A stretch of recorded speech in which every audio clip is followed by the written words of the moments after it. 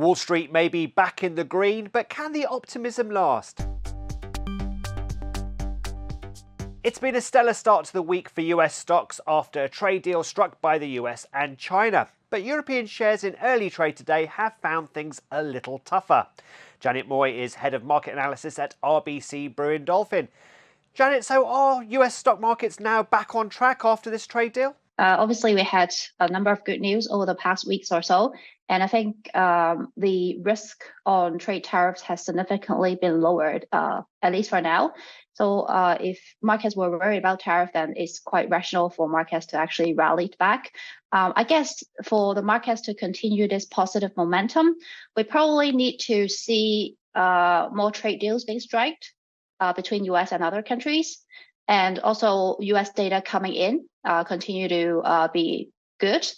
So I think there's still a number of obstacles. For example, there's still uncertainty. What happens after 90 days, for example, and the fact that there are still tariffs, which is higher than previously. So I guess, I guess we are climbing a wall of worry at the moment. And but I think sentiment definitely has improved massively. Now, I mentioned in the introduction that the European shares are struggling in early trade today. Is it just a case of them taking a bit of a rest? They have been on a bit of a rally recently. Yeah, I guess so. I think given the strength of the rebound we have seen over the past few weeks, it is quite normal for people to take some profits as a lot of these good news are being digested already. As I said, you probably need more good news to come.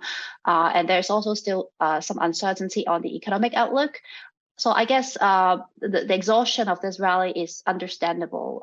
So we may see a bit of trading sideways until we hear more good news. Now, we've heard that China's unhappy with the US-UK trade deal. It was the first one to be signed after the Liberation Day. How problematic is that, though? Obviously, there is some implicit security demand from the US side on UK when they signed this trade agreement. China is worried that the US will, while striking trade deals with other countries, they will put similar requirements into the agreement. And I think that is a grievance that China has, and that is problematic if there are similar demands in other trade agreements or signs that the US is putting China's interest at risk when striking these deals.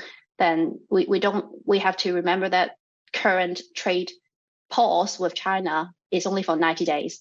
So there is clear risk that if China thinks the US is disrespecting Chinese interests, and obviously that could be more hurdles and challenges when we see the next phase of negotiations after 90 days. So I think that definitely raises the risk, and it also puts some dampener on China and UK diplomatic relations. Now, President Trump himself is in the Middle East. He's on his way to Qatar. He's been to Saudi Arabia, where he has, him and his team have secured a significant investment. But how impressed were you with this deal that he struck?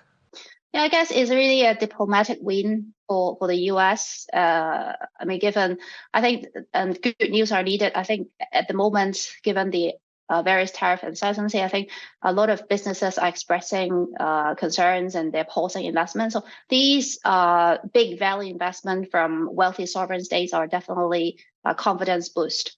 And it also highlights that the US has a lot to offer, particularly on its technology, AI, and defense energy sector, which I think is really a diplomatic win for US because at a time when it is competing with China, it highlights that these Middle East wealthy sovereign states have a preference on using technology, AI from the US. And there's going to be huge benefits for US technology companies, particularly for semiconductor designers and companies that help to build the AI infrastructure. So I guess it is a very positive development. Well, let's have a quick look at the luxury sector. Burberry had results out this morning, and on the face of it, the market seemed to like what they heard. But what did you make of those results, and in particular, the job cuts that they announced? In general, the results are still weak compared to where they were before. And I guess because the expectations were just so low, so any beat causes a rebound. I would say the sector continues to face huge challenges. particularly because of the economic uncertainty in the US, the consumption downgrade in China, and the fact that Burberry position for aspirational consumers, which is less shielded compared to the ultra luxury segment. So I believe that there could still be ongoing challenges, and there's still question mark on the turnaround strategy by the company. And of course, the job losses are, a sad situation for the UK, because I think the bulk of the job cuts will be in the UK, around the UK, including office jobs and also manufacturing linked roles. So it's not ideal, but I guess Burberry has to really cut costs and reposition itself in this new challenging environment. That was Janet Moy from RBC Brewin Dolphin. And don't forget, you can watch more videos on Reuters.com.